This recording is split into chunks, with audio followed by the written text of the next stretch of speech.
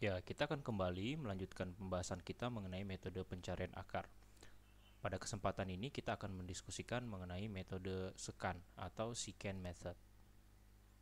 Nah, beberapa hal yang akan kita diskusikan di sini, diantaranya nanti akan diawali dengan pendahuluan beserta review metode yang sebelumnya kita diskusikan. Lalu kita akan membahas mengenai metode secant itu sendiri, kemudian dilanjutkan dengan contoh soal, dan pada bagian terakhir kita akan mengimplementasikan metode ini ya, atau metode secant ini pada MATLAB. Oke, kita langsung masuk saja.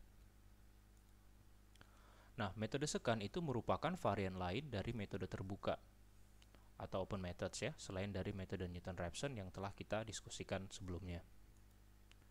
Nah, pada metode Newton-Raphson ya, akar itu diestimasi dengan memanfaatkan gradien atau garis singgung kurva, atau bisa disebut sebagai slope atau tangent line dalam bahasa Inggris. Nah, misalkan seperti ini ya. Nah, misalkan kita lihat di sini ada sebuah fungsi fx, di mana kita akan mencari akar dari fungsi fx itu ya. Akarnya dari sini. Nah, seperti yang kita bahas kemarin pada metode Newton-Raphson ya, kita memanfaatkan tebakan awal ya, x1 di sini. Kemudian kita memperoleh titik fx1 ya, nilai dari fx1. Nah, kemudian kita menggunakan kemiringan atau gradien garis pada titik x1 dengan memanfaatkan turunan pertama dari fx ya, kita sebut fx1 aksen ya. Berarti turunan pertama dari fungsi fx pada titik x1. Kemudian kita mendapatkan garis singgung atau gradien. Kemudian kita gunakan garis singgung ini. Nah, perpotongan antara garis singgung dengan sumbu x itulah akar yang kita estimasi ya. Kemudian selanjutnya kita memanfaatkan titik x2 untuk iterasi selanjutnya ya, dengan menggunakan titik fx2 dan gradien pada titik x2 ini kita memperoleh x3, dan begitu seterusnya ya, secara iteratif sampai kita mendekati akar, yang mana persamaannya adalah sebagai berikut ya, di mana xn plus 1, yang mana akar yang kita estimasi itu sama dengan xn dikurang fxn dibagi dengan f aksen xn ya, di mana n ini adalah iterasi mulai dari 1, 2, dan seterusnya. X1 xi ya, x1 atau xn ini merupakan tebakan awal. Nah, itu dia. Nah, kalau metode Newton-Raphson ya, dia memanfaatkan garis singgung atau tangent line. Nah, maka metode secant dia menggunakan metode cara lain untuk mengestimasi akar. Nah, seperti apa? Mari kita lihat. Nah, metode secant itu memanfaatkan garis secant untuk mengestimasi akar ya. Jadi kalau tadi metode Newton-Raphson memanfaatkan garis singgung atau gradien, nah metode secant dia memanfaatkan garis secant. Nah, yang jadi pertanyaan, garis secant itu apa sih? Nah, garis secant adalah garis lurus yang memotong kurva pada dua titik berbeda ya, minimal di dua titik berbeda. Nah, untuk lebih jelas memahami garis secant itu seperti apa, mari kita lihat pada ilustrasi berikut ya. Nah, ini ada lingkaran ya, lingkaran ini bidang lengkung. Nah, kita lihat ya, chord itu adalah yang menghubungkan busur yang warna biru ini. Kemudian radius itu yang menghubungkan pusat kelengkungan dengan bagian lengkung lingkaran ya, itu disebut dengan radius atau jari-jari. Sementara diameter itu 2 kali radius, artinya yang menghubungkan ujung lingkaran dengan ujung lainnya ya. Nah, sementara tangen ya, tangent line ya, itu garis yang menyinggung kelengkungan lingkaran ya. Ini yang dimanfaatkan pada metode Newton-Raphson. Nah, sementara garis secant yang warna hijau ini merupakan titik yang memotong dua bagian dari lingkaran ya, minimal dua titik lengkung pada lingkaran ya. Kita lihat ini garis secant memotong di dua titik ini. Nah, itulah garis secant. Nah, untuk lebih jelasnya seperti ini ya. Jadi di sini misalkan ada sebuah fungsi fx ya, kita akan memanfaatkan menggunakan metode secant untuk mengestimasi akar. Nah, di sini diberikan dua tebakan awal, yaitu x1 dan x2. Kemudian kita dapat di sini fx1 dan ini fx2. Lalu kita akan menarik garis tangan yang menghubungkan antara fx1 dan fx2. Kemudian kita teruskan sampai ke bawah ya, sehingga ada perpotongan antara garis secant dengan sumbu x. Nah, perpotongan atau titik potong antara garis secant dengan sumbu x itulah ini akar yang diestimasi. Ya, jadi tadi kalau tadi kita pada metode Newton-Raphson kita memanfaatkan garis singgung, di sini kita memanfaatkan garis secant ya. seperti itu. Nah, kemudian kita memanfaatkan titik X2 dan X3 untuk mengestimasi akar di iterasi selanjutnya sampai dia mendekati akar atau sampai tepat di akar, seperti itu. Nah, untuk lebih jelasnya mari kita ilustrasi ini ya. Oke, mari kita perhatikan. Misalkan di sini kita diberikan tebakan awal ya, X1 dan X2. Ya, seperti ini. Kemudian kita tarik garis secant. Nah, memotong di sumbu X, kita dapat nilai X3. Nah, selanjutnya X1 kita buang, kita akan gunakan X2 dan X3 untuk mengestimasi X4.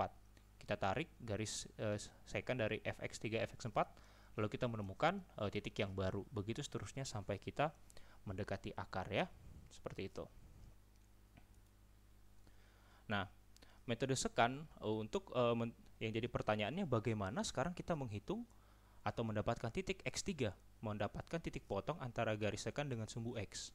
Nah, untuk menemukan di mana perpotongan itu, kita menggunakan persamaan yang diturunkan dari geometri segitiga sebagai berikut ya. Jadi perhatikan, ini adalah ilustrasi dari metode secant. Nah, sekarang kita akan membuat segmen-segmen pada garis ini sehingga terbentuk segitiga seperti ini. Ya, kalau kita perhatikan sama-sama, di sini ada dua buah segitiga, yaitu segitiga BCE dan segitiga DEF. Nah, sekarang kita akan membandingkan kedua segitiga ini ya, dengan membandingkan masing-masing sisi seperti berikut. Ya, jadi kita membandingkan sisi BC ya dengan sisi DE, kemudian sisi BE dengan sisi DF ya. Dengan demikian kita dapat tulis seperti ini ya, di mana BC itu ialah Fx1 dikurang Fx2, sementara DE ialah Fx2. Kemudian BE ialah X1 ya, atau X2 dikurang X1. Kemudian DF ialah X3 dikurang X2 ya, seperti itu. Nah, jika persamaan ini kita uraikan lagi, maka nanti kita akan memperoleh titik X3 ialah seperti ini. Nah, maka X3 sama dengan X2 dikurang Fx2 dikali X2 kurang X1 dibagi dengan Fx2 dikurang Fx1. Ya, inilah persamaan yang kita gunakan untuk menghitung titik estimasi ya, atau estimasi akar pada X3. Ini untuk menghitung X3 ya. Nah, secara iteratif maka kita bisa tuliskan persamaan umum pada metode secant ialah sebagai berikut. Ya, di mana XI dan XI-1 ialah tebakan awal, sementara yang kita akan estimasi ialah XI plus 1. Di mana XI plus 1 sama dengan XI min Fxi dikali XI min XI min 1 dibagi dengan Fxi min Fxi min 1 ya, seperti itu. Nah, ini adalah persamaan umum dari metode secant. Nah, seperti apa prosedur dalam metode secant? Mari kita lihat pembahasan berikut. Nah, langkah-langkah dalam metode secant diantaranya yang pertama, kita masukkan dulu input ya, Xi dan Xi min 1. Jadi misalkan I itu 2, Xi min 1 berarti 2 min 1 X1. Jadi inputnya ialah X2 dan X1. Kemudian kita juga masukkan toleransi error ya, batas toleransi error yang akan kita pakai. Kemudian langkah selanjutnya kita menghitung masing-masing Fxi min 1 dan Fxi. Nah, selanjutnya kita akan mengestimasi akar ya, yaitu Xi plus 1 dengan menggunakan persamaan ini. Ya, kemudian kita juga menghitung Fxi plus 1. Nah, setelah itu kita akan menghitung error relatif ya, di mana Xi plus 1, error relatif dari Xi plus 1 dengan Xi ya, dengan menggunakan persamaan ini. Nah, kemudian kita periksa nilai error relatif. Jika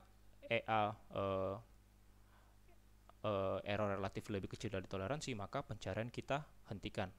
Nah, tapi jika tidak, maka kita kembali ke langkah 3 ya, seterusnya seperti itu secara iteratif sampai kita memperoleh nantinya nilai EA itu lebih kecil dari toleransi ya.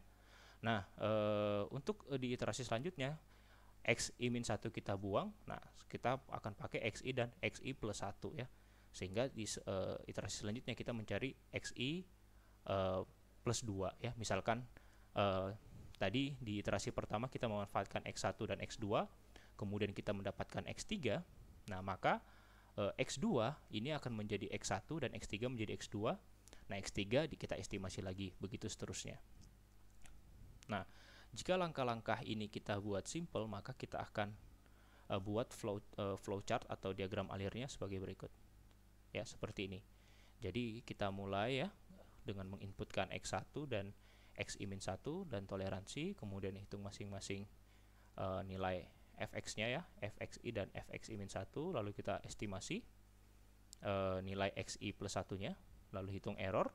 Jika error belum lebih kecil dari toleransi, maka kita kembali ke mengestimasi nilai akar yang baru dengan menginputkan nilai xi dan xi plus 1, ya, begitu seterusnya secara iteratif. Nah, sampai nanti error lebih kecil dari toleransi, maka kita akan mendapatkan akar, kemudian pencarian selesai ya, seperti itu. Jadi intinya di sini kita akan menghitung nilai X dengan memanfaatkan dua tebakan awal, kemudian X1 dan X2. Nanti di iterasi selanjutnya kita X1 nya kita buang, kita memanfaatkan X2 dan X3 untuk memperoleh X4.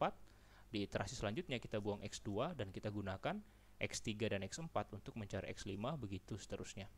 Nah, itulah penjelasan mengenai prosedur dalam metode sekan.